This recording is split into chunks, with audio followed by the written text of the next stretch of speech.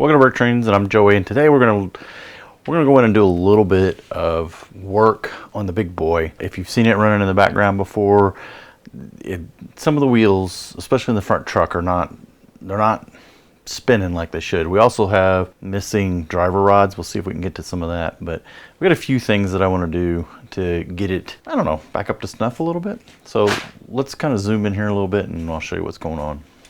Here's our Big Boy number 4006. The real 4006 is currently on static display in St. Louis at the Transportation Museum. And here's one of the things that we have. Here's what we have issues with. These wheels, there's no weight on them, so they're not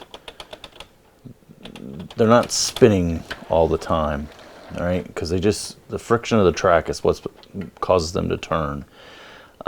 If you notice here, it's missing a traction tire there. The same thing with this one back here. It's missing some traction tires, although this one's got a lot better grip on the track. And we're missing drive rods here and a whole piece. These things have all fallen off because this train gets driven quite a bit. So what we're going to do is take it from here to over here, and we're currently parting out some sets, or a set, and I think there's 5 copies of them.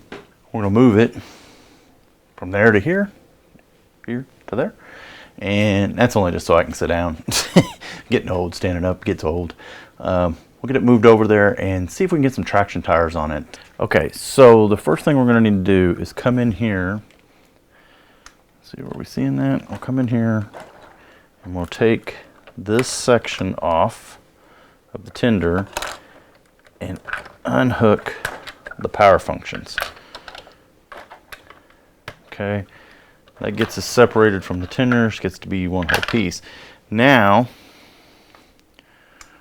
we're going to roll the locomotive over,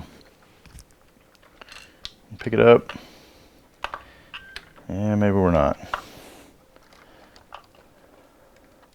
Oh, part of it's come undone. That's no good. Okay, so this section we can take out. And this section, oh boy. I'll tell you the problem is rolling it over towards me. There we go. We got it laying on its side now. There. So, get it in the shot there. This is what hooks it up to the front pony truck, which the front pony truck is actually a 9-volt motor. So let's get this one and get some traction tires on it. We're missing some. I happen to have a bag of traction tires here. Okay, so this is our front truck. And man, look at the gunk on them wheels. Let's see. I think what we can probably do is, well, I don't know. We may have to get some alcohol and get the gunk off. Huh, interesting. That is just stuff that's on the rails and the wheels. This whole thing is kind of bound up a little bit. And look, we're missing the drive rods on this side. Poor Big Boy. So I have this gearing in here, right? And it locks these wheels together. But that's totally unnecessary. I did it in the beginning because I was having a lot of trouble, and there's some things I didn't understand. And one of the basic things I did not understand is quartering. This is something that people who understand steam locomotives understood 150 years ago or more, or whenever. Got the dirt on the table for me trying to scrape that off. I'm going to really get that off. Squirrel moment. Any rate, if you quarter, so let's see, this is fully forward, and this one is actually not even quartered correctly. That should be the top, and this should be, okay, yeah, it is. So this one's at the top. If you notice, the drive rod's at the top. So let me get my fingers out of this. Drive rod's at the top, and you turn it around, and it's 1/4 out of the circle. So if this is at noon or top of the clock, this is at 3 o'clock. And if you have all those tied together and you have them quartered, they will stay in sync, eliminating the need for any of this gearing, which I dropped this gearing in there because I did not have my wheels properly quartered. I do now, so again, that all becomes unnecessary. But I leave it in the big boy. It does help lock it together. That seems to be rolling pretty good. So let's take that loose, and we're going to pull these up. These pins are all going to come out in the wrong. Those two stayed. Is that one going to stay? Let's see. Let's use our. Get down in there. There, that one pushed. Come on now. Come on, Betsy. Yeah, well, we pulled it out. That's all right. So we need to get a drive tire on that one. I should have took some video of this before not running. I'll see if I can find some old video. All right, get this drive tire on there. And this just gives it, you know, something a wee bit stickier to grip to the track. All right, we got that one on. So before we take all that apart, oops, let's see if we can get this gunk off her. Get that cleaned up. I am like thoroughly, yuck. I'll wash my hands in a minute. Thoroughly disgusted by all the amount of gunk that has built up on this, but it's not uncommon.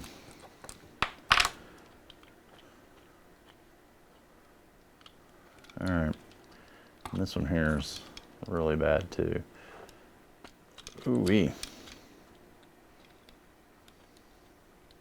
At this point, this is purely cosmetic because within a few hours, this is all going to be built back up on there again. I really need some solvent. I need some kind of solvent that's not going to melt the plastic. And I don't know if you can see that in there. Can you see that little bit of white dust? That is plastic dust, Lego dust. All right, let's see if we can get these all lined back up on there now. Okay, I got that in. Oh my goodness, look at that, the rubber band. The tire came completely off. What I do is pinched in there too. Did I not have that on there? All right. Huh. The struggle is real, folks. Now, the thing that concerns me about that, I've just manipulated this rubber band a whole bunch, and I probably pinched it a little bit, which now makes me worry that that particular rubber band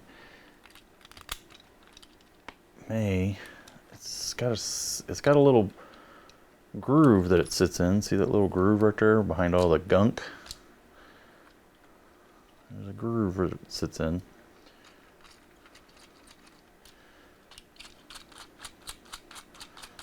I don't know, maybe I just rolled it with my finger. All right, let's try the other side real quick. I guess it's best to probably leave one of these pins in place. Come on, stay down. There we go, that one stayed in. That way you know where your quartering is at. All right, let's get another traction tire.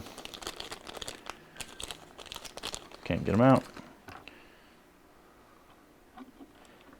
And if you're using these and you actually, some people power their big boys from these drive wheels, which is cool. I do not. I use power function motors hidden in the tender, and then there's actually one in the pony truck of the train itself. And I did that because I was having a lot of trouble with it pushing that.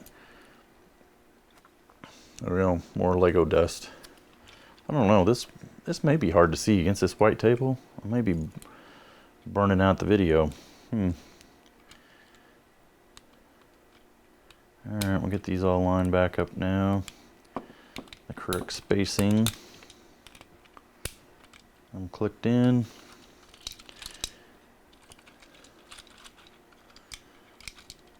Alright, let's get our drive. Now this is the old, my old version of my drive rods. So there's a couple things that are different. Notice this is not all the way to the end, otherwise it would hit right there. I'm using a Technic brick hanging down.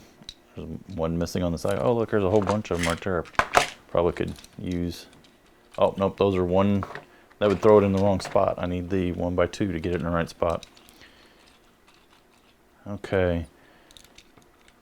So let's just get that back on the track and see if we can get, oh, it bound up for some reason. Why did it bound up? A lot of times what you'll see if it binds up, it's these pins or these axles that are running through are not, they'll hit when they come around. So you gotta watch. Like, see this one there is just a little bit proud.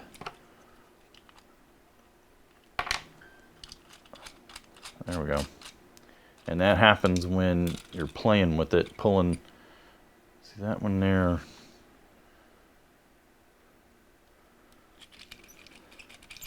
I think we're good. All right, let's go put it on the track again. See if we can get the whole train running again. Actually, before we do that, let's do the back one. I forgot all about doing the back one. Okay, same thing. We got the gearing in there for the quartering that I don't really need. We're missing both sets of blocks for the drive rods. Both drive rods are missing. We do have the pin. I gotta watch that. Oh no, I changed that one. That one's got the, won't come out. All right, let's get these rubber red ring tires on. I can get this apart. Let's just see if we can sneak a tire in there without taking that all the way off. I think we can do it. Yes, we can. All right, get the tire back on. Try and get everything lined back up. Look at that one, that wheel. All the way out of, look at that, Lego dust. GBC and trains create more Lego dust. Okay.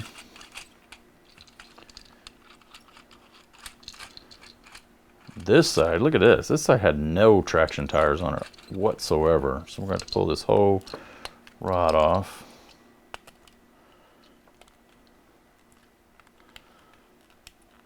Okay.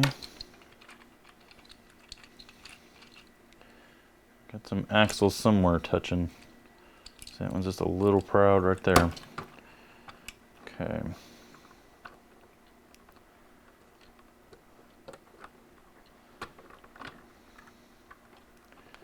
Got both hands and I can't get the tire on. There we go. Get down in there. Whoa, bumped camera.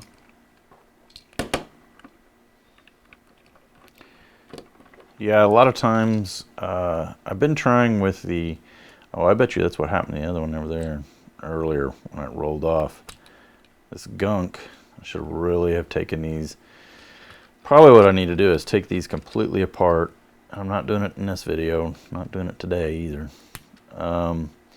Take these up and put some, get some Dawn on them. Wash these up. Wash. Yes, I am from Southern Indiana. And apparently there is an R in wash.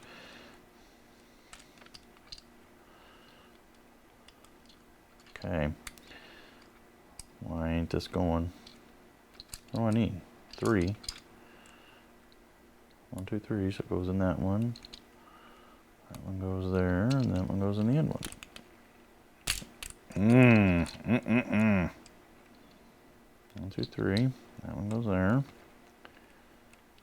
That one goes there. Just get just a little bit of angle. If you're anything into technique, you know that if you have just the slightest angle, this stuff does not want to go together right. And ooh-wee, it's really in a bind. Why are we in a bind? I think that one's pushed through a little. Check the other side.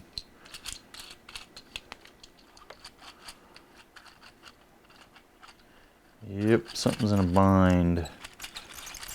So it's probably just dirt or dust. So one of the things I learned with GBC, not that I'm an expert or know anything about GBC, don't ask me this. I just spent some time at a GBC display, Brick Fair, Alabama this year, and canned air.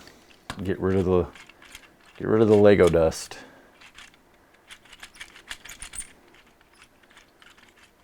All right, it's freed up. I think it is more dirt than anything.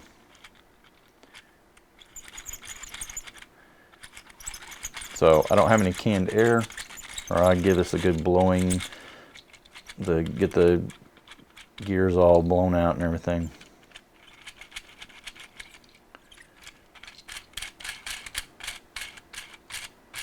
Yep, that seems to be.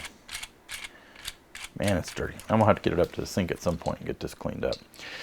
Okay, now let's take it back over to the track. All right, they both seem to roll pretty good now. This pin goes into this Technic plate here. I'm not sure you can see that. That pin rides in there. So it is actually literally being pushed backward, or from the back, and then the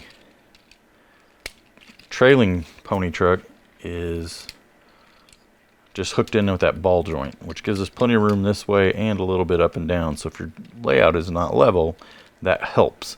If you lock this stuff up rigid, like the front one is, I'll show you that to you here in a second. That front one is, it doesn't give you any up and down, and if your layout's if you're running over any bumpy surfaces or even try to run a hill, those things will cause you a problem, because now you got this whole piece trying to be locked together. Whereas if you have a little bit of room, which is the bottom of the train runs on these rounded slopes, right? So they're not really connected. Everything's just sitting on here. So you have all that extra play and movement. Okay, so the front is using a Technic lift arm, and it's pinned into the 9-volt battery, or the 9-volt motor, the exact same way. Whoa, we are knocking everything over. See? There, so it's going to pin onto that, and then this fits up into there. So this is a little bit more of a rigid connection. That noise you heard would be the light stenchion. I just took it completely out. So we'll set it off to the side.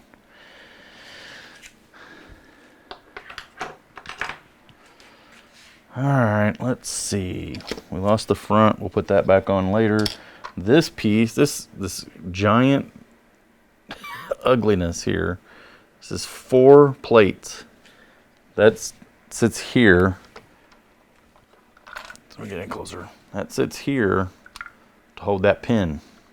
So this truck has a pivot point. Look at that Lego dust there. Look at that Lego dust. Lego dust. But this piece should be stuck up in here like that. So that would ride right there. I'm getting it in the shot. There we go. I think, maybe. I don't know. It's hard to see. Hopefully I'm getting it. So what we got to do now,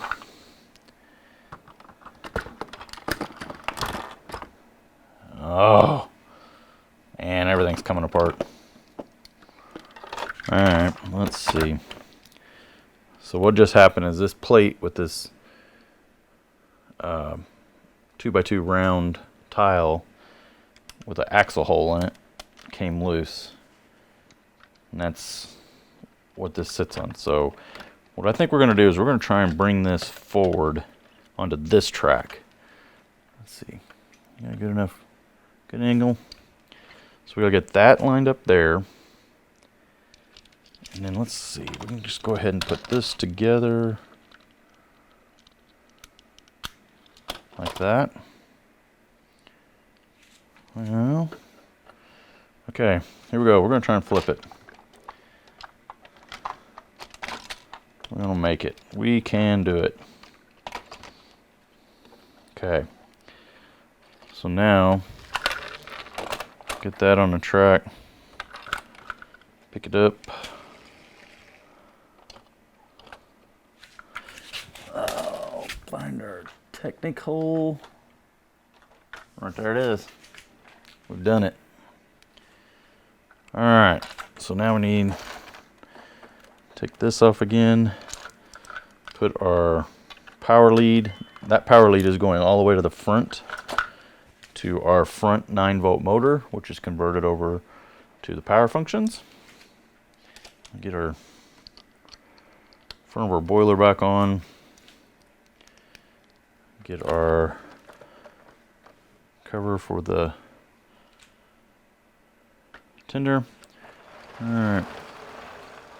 So we have power in the tender. We'll turn it on there. And then we have power. Let's see, which side is it? This side. Power in the water tank. So this John Adams UPP809 is a water tank car. It's just literally a water tank car.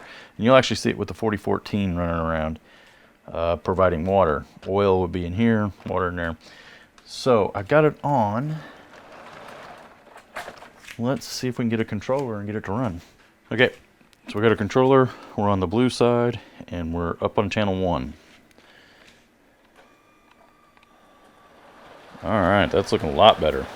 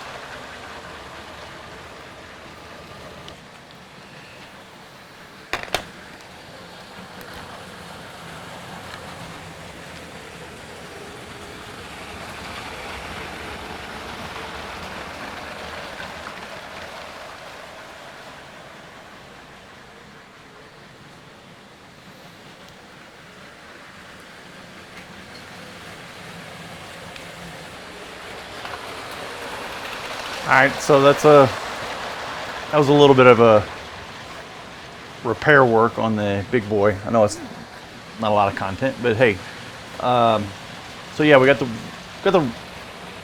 drive wheels on, or the tires, the traction tires for the Big Boy.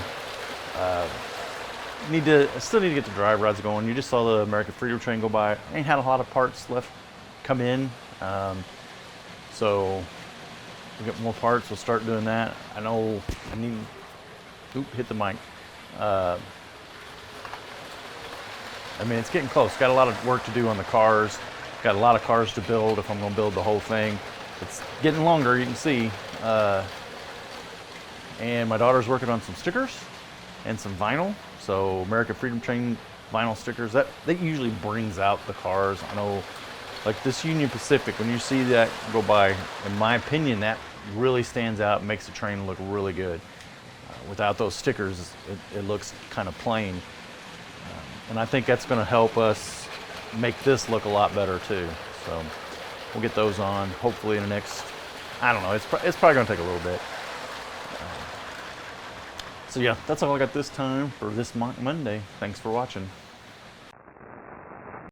So you made it to the end of the line. Must be comment contest time. Union Pacific Big Boy 4014. How much does it weigh? First correct answer in the comments. I'll bid you to the top.